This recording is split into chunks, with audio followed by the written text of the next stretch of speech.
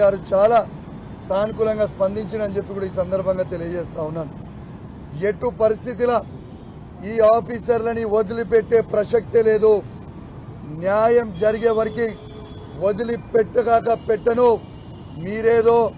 మీరు ఆఫీసరు, మేము ప్రజాప్రతినిధులము, మీరు ఎంప్లాయీస్, మేము ప్రజాప్రతినిధులము. అంటే మాకు ప్రజలు ఓటేస్తే మేము ఎన్నికైనాం. ఎంత దారుణమైన పరిస్థితి అంటే చెప్పాలంటే చాలా బాధ అనిపిస్తూ ఉంది. ఎంత దారుణంగా బిహేవ్ చేసి నిన్న నా సొంత గ్రామం హుజురాబాద్ నియోజకవర్గం శాసనసభ్యుని నేను.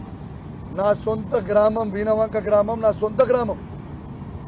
సొంత గ్రామంలో సమ్మక్కని సారక్కని తల్లిని దర్శనం చేసుకుందామని నేను పోతే నాతో పాటు నేను నా హుజురాబాద్ క్యాంప్ ఆఫీస్ నుంచి బయలుదేరినప్పుడు నాతో పాటు నా కార్యకర్తలు ఒక 30-35 మంది ముఖ్య నాయకులు, వాళ్ళకు కూడా దర్శనం కావాలి, మేము దర్శనం చేసుకుంటామని చెప్పి నాతోని వాళ్ళని తీసుకొని పోతుంటే మొత్తము పోలీస్ వ్యాన్లు అడ్డం పెట్టి మీరు పోవడానికి లేదు, మీరు ఆడ దర్శనం పోవడానికి లేదు, నువ్వు చేసుకోవద్దు అనేది నిన్న పోలీసు వాళ్ళు చాలా ఇబ్బంది పెట్టిండ్రు. లాస్ట్కి కేవలం నన్ను, నా సతీమణిని, నా బిడ్డని మాత్రమే పంపిస్తామని సతీమూలందరినీ దర్శనం చేసుకోకుండా హౌస్ అరెస్ట్ చేసిండ్రు. ఇలా దర్శనం చేసుకోవడానికి నేను అడిగి పోయిన తర్వాత, ఆ గద్దెల దగ్గరికి పోయిన తర్వాత సారక్క వచ్చింది. ఇంకొక అర్ధ గంటలో అయితే సమ్మక్క కూడా వస్తుంది. నేను వేడి చేస్తా ఉన్నా సమ్మక్క గద్దెల మీద. ఆ సమ్మక్క గద్దె మీద నేను వేడి చేస్తా ఉంటే, నేను నా సతీమణి నా బిడ్డ వేడి చేస్తా ఉంటే పోలీసు వాళ్ళు సిపి గారి డైరెక్షన్స్ మేరకు ఏసీపీ గారు, సిఐ గారు, అతను పోలీస్ ఆఫీసర్లు అందరూ అతి ఓవర్ యాక్షన్ చేసి దేవుని గద్దె మీద నిలుచున్న నన్ను, నా బిడ్డని, నా భార్యని గొర గుంజుకోపోయిను. ఇది కరెక్టేనా అని నేను అడుగుతా ఉన్నాను. ప్రజల్లారా ఒక్కసారి ఆలోచన చేయండి. సారక్క సమ్మక్క జాతర అంటేనే మేము పోయినప్పుడు ఒక తల్లిని గొర పోలీసు వాళ్ళు గుంజుకపోతుంటే ఒక బిడ్డ ఏడుస్తా ఉన్నది. ఇది న్యాయమేనా అని నేను అడుగుతా ఉన్నాను. ఇది న్యాయమా అని నేను అడుగుతా ఉన్నాను. నేను బాధ్యత కలిగిన శాసనసభ్యుని ఆ నియోజకవర్గంలో దళిత మహిళ అయిన సర్పంచ్ అక్కడ ఇంత దురహంకారం కొని ఒక ప్రైవేటు వ్యక్తికి ఇలా ముఖ్యమంత్రి రేవంత్ రెడ్డి గారి ఇన్స్ట్రక్షన్స్ మేరకు ఒక ప్రైవేటు వ్యక్తికి గన్మెన్ లెక్క, వార్డు మెంబర్ కూడా గెలవని వ్యక్తికి గన్మెన్ లాగా సిపి గారు నిలవడం ఒక సిగ్గు చేటు అని చెప్పక తప్పదని చెప్పి సందర్భంగా తెలియజేస్తా ఉన్నాను. నా రక్తం మరుగుతుందో ఎందుకంటే ఇలా పోలీస్ ఆఫీసర్లకి ఆ డ్రెస్ ఒక ఐపీఎస్ ఆఫీసర్, ప్రతిమా ఆఫీసర్లు అందరూ కూడా ఏసీపీ కావచ్చు, సిఐ కావచ్చు, ఎస్ఐ కావచ్చు, ఇలా చదువుకున్న వ్యక్తులు మీ గౌరవానికి భంగం కల్పిస్తూ ఉన్నారు. ఇలా డ్రెస్కే ఇజ్జత్ పోతా ఉంది. మీరు చేయబట్టి ఇలా మీరు ఎస్కాటు, పైలటు ఏమని ఇస్తే ఒక కేంద్ర మంత్రికి ఇయ్యండి, ఒక మంత్రికి ఇవ్వండి, ఒక ఎంపీకి ఇవ్వండి, ఒక ఎమ్మెల్యేకి ఇవ్వండి. అయినా వార్డు మెంబర్ కాని వ్యక్తికి కూడా గన్మెన్ లెక్క నిలుసొని నడవడం అనేది ఎంతవరకు కరెక్ట్ అని నేను అడుగుతా ఉన్నాను. అయినా సమ్మక్క సారక్క జాతరకి పోయే అధికారం నాకు లేదా? నేను దండం పెట్టుకునే అధికారం నాకు లేదా? ఒక దళిత మహిళని అవమానించే విధంగా ఇలా సిపి గారు, ఏసీపీ గారు, సిఐ గారు ప్రవర్తించారు. ఒక దళిత మహిళా సర్పంచ్ని ఇలా జుట్టు పట్టుకొని గొర ఉంచుకోపోయారు. ఇది ఎంతవరకు కరెక్ట్ అని నేను అడుగుతా ఉన్నాను. అంటే దళితులు బాగుపడొద్దా? దళితులు పెద్దరికం ఉండొద్దా? ఇదే దళితులు ఆడ వచ్చి కొబ్బరికాయ కొట్టొద్దా? కొట్టి దేవునికి మొక్కొద్దా అని నేను అడుగుతా ఉన్నాను. ప్రజల్లారా ఆలోచన చేయండి. ఎంత దౌర్భాగ్యమైన పరిస్థితి నడుస్తూ ఉందో. రేవంత్ రెడ్డి గారు ఆ రోజు అన్నారు, రేవంత్ రెడ్డి గారిని గొర గుంజుకపోయినా. మరి ఇవాళ రేవంత్ రెడ్డి గారు, మరి నువ్వు మీ అధికారులకి ఏం ఆదేశిస్తా ఉన్నావు అని చెప్తా ఉన్నాను. నేను గ్యారంటీగా చెప్తా ఉన్నాను, రేవంత్ రెడ్డి గారు కాసుకోండి. మీరు ఎంత హరాస్మెంట్ అని చేసినా నేను మిమ్మల్ని వదిలిపెట్టను, ఆ పోలీస్ ఆఫీసర్లను కూడా వదిలిపెట్టను. ఇది నా మాట అని చెప్పి ఈ సందర్భంగా మీ అందరు కూడా మీ ద్వారా వాళ్ళని హెచ్చరిస్తా ఉన్నాను. ఇలా నేను చెప్తా ఉన్నాను, ఈ ఓవర్ యాక్షన్ చేసిన పోలీసు వాళ్ళని ఖచ్చితంగా ఇలా ప్రివిలేజ్ మోషన్ మూవ్ చేసిన ఇవాళ మా మహిళా సర్పంచ్ గారు ఇవాళ పోలీస్ స్టేషన్లో ఎస్సీ ఎస్టీ కేసు ఇవాళ వాళ్ళ మీద పిటిషన్ సిపి గారి మీద, ఏసీపీ గారి మీద, సిఐ గారి మీద ఇవ్వడం జరిగింది. ఎంత దారుణం అంటే ఇలా మా సర్పంచ్ గారు కూడా ఆడ పిటిషన్ ఇవ్వనికపోతే రిసీవ్డ్ కాపీ ఇస్తలేరు. రిసీవ్డ్ కాపీ ఇదా మీ పరిస్థితి అని నేను అడుగుతా ఉన్నాను. ఇలా రిసీవ్డ్ కాపీ ఇస్తలేను. ఖచ్చితంగా చెప్తా ఉన్నా, రేపు ఎస్సీ కమిషన్ కూడా రేపు ఖచ్చితంగా దళిత మహిళను తీసుకొని పోతాం. ఇలా ఎస్సీ కమిషన్ పోతాం, రేపు హ్యూమన్ రైట్స్ కూడా పోతాం. ఖచ్చితంగా దీన్ని ఇచ్చిపెట్టే ప్రసక్తే ఉండదు. నేను ఒకటే అడుగుతా ఉన్నాను, నేను రాజకీయాల్లో ఉన్నా, నేను బాధ్యత కలిగిన శాసనసభ్యులుగా. నా భార్య బిడ్డ ఏమి చేసిండ్రని గొరగొరకించుకొచ్చిర్రు.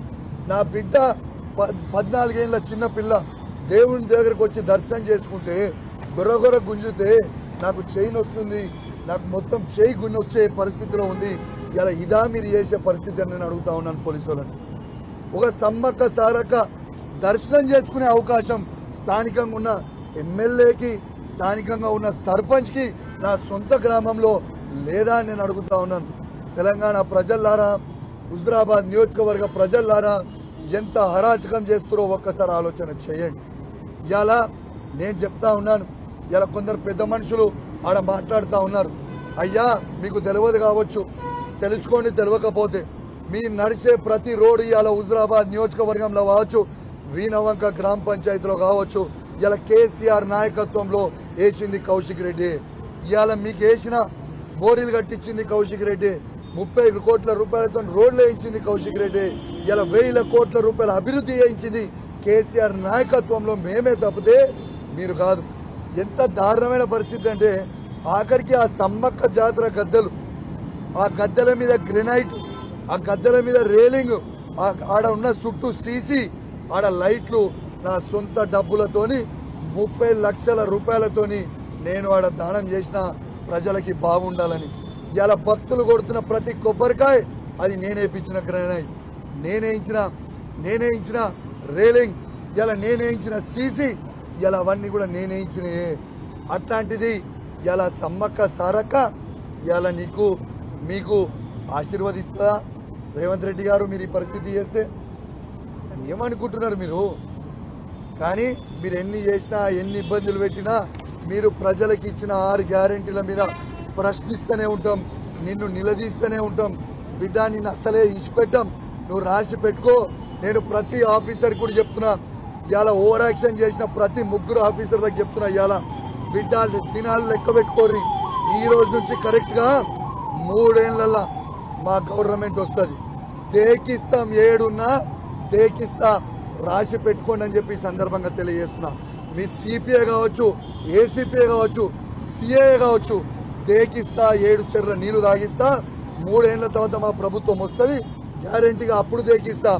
ఇప్పుడు కూడా మిమ్మల్ని ఎస్సీ కమిషన్ ముంగట నిలబెట్టిస్తా, స్పీకర్ ముంగట నిలబెట్టిస్తా, నేషనల్ హ్యూమన్ రైట్స్ ముంగట నిలబెట్టిస్తా, అవసరమైతే నేషనల్ ఎస్సీ కమిషన్ దగ్గర కూడా నిలబెట్టిస్తా, నేషనల్ హ్యూమన్ రైట్స్ దగ్గర కూడా నిలబెట్టిస్తా అని హెచ్చరిస్తూ ఎవరిని కూడా వదిలిపెట్టలేదని తెలియజేస్తూ సెలవు తీసుకుంటా ఉన్నాను. జై తెలంగాణ, జై కేసీఆర్.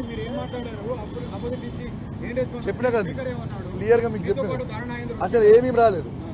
ఇలా మీకు క్లియర్ గా చెప్పిన ఇంతకు ముందు అసలు లోపలికి అన్న అడిగినట్టు నేను నాతో పాటు మా అడ్వకేట్లని తీసుకొని మేము రెడీగా చెప్పేటట్టు ఉంది, చెప్పామని పోయినాం. దానం నాగేందర్ గారు రాలేదు. ఇంతసేపు వెయిట్ చేసినాం, మాకు 10:30కి టైం ఇచ్చిండు. దానం నాగేందర్ గారు రాలేదు. బీజేపీ నుంచి కూడా వాళ్ళు కూడా వేసారు, బీజేపీ వాళ్ళు కూడా ఎవరు కూడా రాలేదు. వాళ్ళు ముందే ములాఖత్ అయిపోయారని క్లియర్గా చెప్పినా, వాళ్ళు ములాఖత్ అయ్యి అండర్స్టాండింగ్ చేసుకురు. కాంగ్రెస్ బీజేపీ ములాఖత్ అనేది వెరీ క్లియర్. ఎందుకంటే ఇటు నాగేందర్ గారు రాలేదు, అటు పిటిషనర్ వేసిన బీజేపీ తరఫు నుంచి మహేశ్వర్ రెడ్డి గారు రాలేదు. వాళ్ళు కూడా రాకుండా మేమైతే రెడీ ఉంటాం. ఇవాళ 18 తారీఖుకి వస్తామని సింపుల్ గా స్పీకర్ గారు బయటకు వచ్చి ఇలా నేను దీన్ని అర్జెంట్ చేస్తున్నా, 18 తారీఖుకి మళ్ళా కూడా డేట్ ఇస్తున్నా అని చెప్పి డేట్ ఇచ్చి వాళ్ళు వేణు కేవలం ఫిబ్రవరి 6 నాడు అఫిడవిట్ వేయాలి. కాబట్టి ఇలా BJP Congress party match fixing చేసుకొని ఇలా పిలిచి ఆ పిటిషన్ వేద్దామనే ఒక ఉద్దేశంతో ఇలా బీజేపీ కాంగ్రెస్ మ్యాచ్ ఫిక్సింగ్ చేసిందనడం వెరీ క్లియర్ అని చెప్పి సందర్భంగా తెలియజేస్తాను. ఇప్పుడు మీకు ఒకటే చెప్తున్నా, కేసీఆర్ సార్ అంటే ఈ తెలంగాణ తెచ్చిన యోధుడు, తెలంగాణ తెచ్చిన హీరో కేసీఆర్ అనేటైనా ఈ సిట్టులకి పిట్టులకి భయపడేటోడు ఉండదు. కేసీఆర్ బాజాబ్తు క్లియర్ గా చెప్పిండ్రు. ఇవాళ మాకు లాస్ట్ డే ఆఫ్ నామినేషన్, ఒక నిమిషం నేను అడిగిన ఒక క్వశ్చన్ చెప్పాలా వద్దా? లాస్ట్ డే ఆఫ్ నామినేషన్స్ మేము బీఫామ్ చేయడానికి టైం ఇవాళ కావాలి, మరొక డేట్ ఇవ్వండి, తప్పకుండా వస్తామని చెప్పారు. మాకు కేటీఆర్ గారు హాజరయ్యారు, హరీష్ రావు గారు హాజరయ్యారు, సంతోష్ రావు గారు హాజరయ్యారు. తప్పకుండా కేసీఆర్ గారు కూడా హాజరవుతారు. దాంట్లో ఏం వరి కావాల్సిన అవసరం లేదు, దేనికి కూడా భయపడాలని చెప్పి కూడా ఈ సందర్భంగా తెలియజేస్తాం.